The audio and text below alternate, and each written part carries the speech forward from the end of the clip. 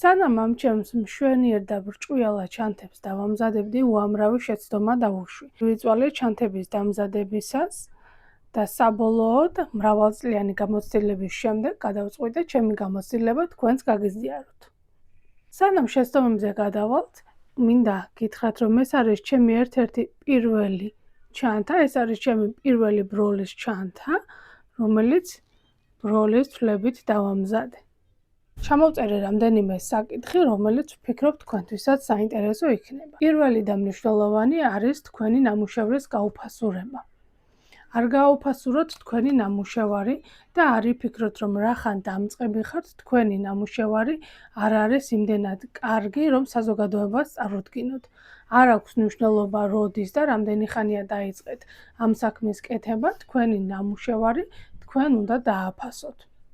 არ შეადაროთ თქვენი ნამუშევარი სხვის ნამუშევრებს და მით უმეტეს არ შეადაროთ თქვენი ხელნაკეთი ჩანთა საწარმოში, ქარხანაში დამზადებულ ჩანთებს. რადგან თქვენი ნამუშევარი არის უნიკალური, თითოეული მძივი არის ხელით არჩეული და ეს უფრო განსაკუთრებულს ხდის თქვენს ნამუშევარს. თითოეულ მძივში 2-3-ჯერ მაინც გადის ზუა და თქვენ წარმოიდგინეთ თითოეულ ჩანთას რამდენი შრომა სჭირდება. ამიტომ მიუხედავად იმისა, რომ შეიძლება ამ გზის დასაწყისში იყოთ, არ გააუფასუროთ თქვენი ნამუშევრები.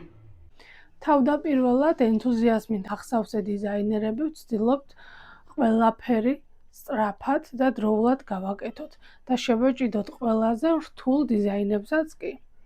ჩემი აზრით უკეთესი იქნება თავიდან თუ კლასიკური სტილის პატარა ან საშუალო ზომის ჩანთებით დაიწყებთ, რათა ადვილად განსაზღვროთ, რა ზომას, რა რაოდენობის მასალა სჭირდება, როგორ უნდა დაამზადოთ კლასიკური სტილის ჩანთა, რათა შემდეგ რთულ მოდელებზე გადახვიდეთ. მესამე და მნიშვნელოვანი საკითხია შეუმოწმებელი ჩანთა.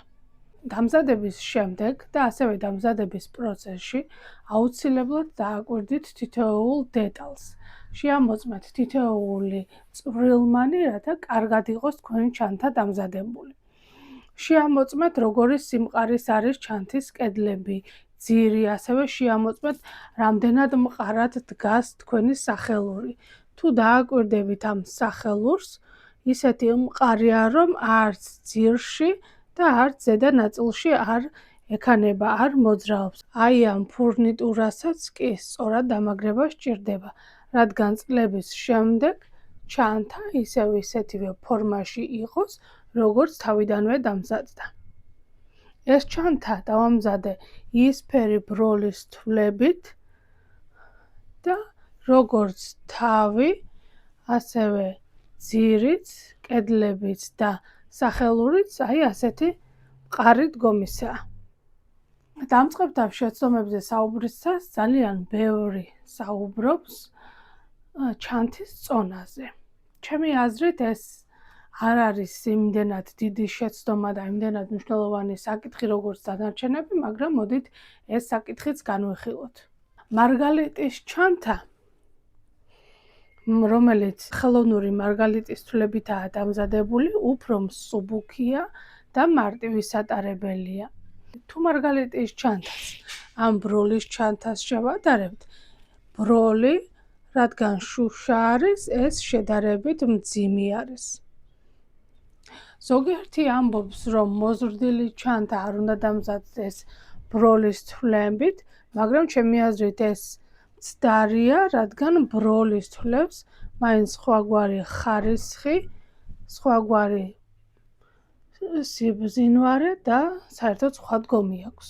ეს არის თქვენი არჩევანი, რომელ მასალას გამოიყენებთ. თუმცა იცოდეთ, რომ ბროლზე მუშაობა გაცილებით უფრო რთულია. ჩანთის დამზადებისას კიდევ ერთი მნიშვნელოვანი საკითხია მასალები. მასალების სწორად არჩევა, რომელსაც მე თქვენ შემდეგ გაკვეთილში უფრო დეტალურად განვიხილავ, თუმცა ახლა მარტივად რომ მიმოვიხილოთ. შეიძლება ზოგიერთ საიტზე მარგალიტის ან სხვა მასალა იაფად შეგხვდეთ, მაგრამ როცა გამოიწერთ, საერთოდ სხვა ხარისხი ჩამოგივიდეთ. ამიტომ დააკვირდით მასალის ხარისხს. დაბალმა ფასმა არ მოგატყუოთ, არ შეგაცდინოთ, იმიტომ რომ შესაძლოა დაბალი ხარისხის მასალა ჩამოგივიდეთ. მე ყოველთვის ვამჯობინებ მასალების ადგილზე საგალანტერიო მაღაზიებში შეძენას, რათა ჩემი თვალით დავაკვირდე, როგორი ჭრილი აქვს თითოეულ მძივს და როგორი ფერის არის. ეს იყო ის ძირითადი საკითხები, რომელიც შეიძლება დამწყებთათვის ძალიან მნიშვნელოვანი იყოს. თუ მოგეწონათ მსგავსი ტიპის ვიდეო გაკვეთილები, არ დაიზაროთ, გამოიწერეთ ჩემი YouTube არხი და ასევე მომწერეთ ის საკითხები, რომელიც თქვენ გაინტერესებთ. მე კი შემდეგ ვიდეო გაკვეთილამდე დაგემშვიდობებით.